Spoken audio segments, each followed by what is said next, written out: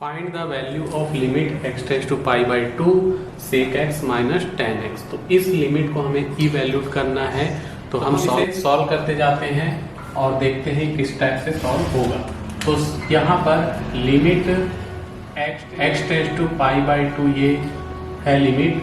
sec x को लिख सकते हैं 1 अपॉन cos x और tan x को लिख सकते हैं sin x अपॉन cos है कि sec x होता है 1 by cos x, tan x होता है sin x upon cos x। वैसे भी ये तो सभी को मालूम है, इसको वैसे लिखने की जरूरत नहीं है। तो हमने वही चीजें लिख दी जो यहाँ लिखना था।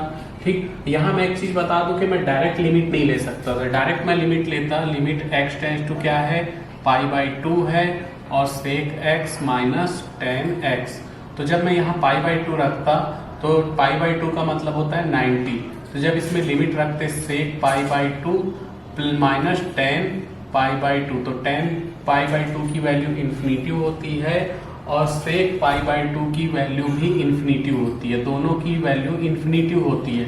इन्फिनिटी मतलब नॉट डिफाइंड, और नॉट डिफाइंड ले रहे हैं तो ये इन्फिनिटी आ जा रहा है, इसलिए इस डायरेक्ट लेकर के नहीं बनाना है, इसको मिटा। यहाँ हमने फॉर्मूला लगा लिया है, limit x tends to pi by 2 वैसे ही है और यहाँ बेस सेम है। एक बार cos x लिख देते हैं, 1 माइनस साइन एक्स वैसे ही रहेगा।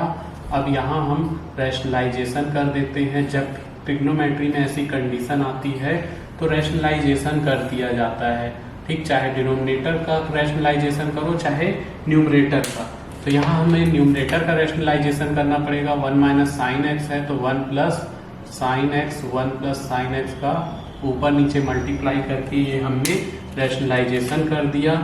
अब रैशनलाइजेशन करने के बाद limit x tends to pi by 2, 1 minus sine x, 1 plus sine x multiply होकर के 1 माइनस साइन स्क्वायर एक्स हो जाएगा। ठीक, 1 का भी स्क्वायर होगा लेकिन 1 के स्क्वायर को 1 ही रहने देंगे। और यहाँ पर cos x into 1 plus sine x वैसे ही इंटू हो जाएगा, नीचे नीचे वाले का इंटू, ऊपर ऊपर वाला इंटू। ऊपर जो फॉर्मूला लगा है वो मैं लिख दे रहा हूँ, a minus B into a plus B जो होता है वो a square minus B square होता है। तो 1 minus sine x, 1 plus sine x क्या होता है 1 का स्क्वायर माइनस साइन का स्क्वायर, और 1 के स्क्वायर को 1 ही बोलते हैं, इसलिए यहाँ स्क्वायर नहीं लिखे। फिर एक और फॉर्मूला यूज होगा 1 माइनस साइन स्क्वायर एक्स जो कि क्या होता है कॉस स्क्वायर एक्स। ये छोटे छोटे फॉर्मूले हैं जो तुमको याद होने चाहिए, और ये फॉर्मूले नहीं भी लिखोगे तो चलेगा, मैं सिर्फ समझाने के लिए लिख रहा हूँ। तो अब ये आगे चल के हो जाएगा limit x tends to pi by 2 वैसे ही रहेगा, x tends to pi by 2 equal to 1 minus sine square x की जगह लिख लेंगे cos स्क्वायर एक्स अपॉन में cos x, और 1 प्लस साइन एक्स वैसे ही रहने वाला है 1 प्लस साइन एक्स। अब एक cos से एक cos कैंसल हो जाएगा। Limit x tends to pi by 2 cos x, एक cos x से एक cos x कैंसल हो गया तो cos स्क्वायर x था तो cos x बचेगा 1 प्लस साइन x।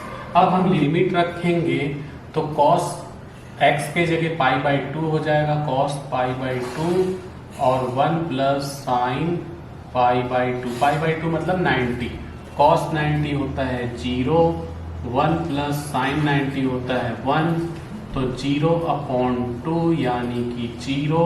अब पहले मैंने शुरू में बताया था कि अगर मैं limit x tends to pi by 2 direct रख दे रहा हूँ तो वो इन्फिनिटी आ जा रहा है।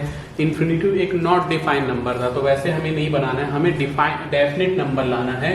तो यहाँ पर जब हम इसको सॉल्व करके रखे तो 0 आया, 0 एक डेफिनेट नंबर है, तो यही हमारा आंसर है। This is answer.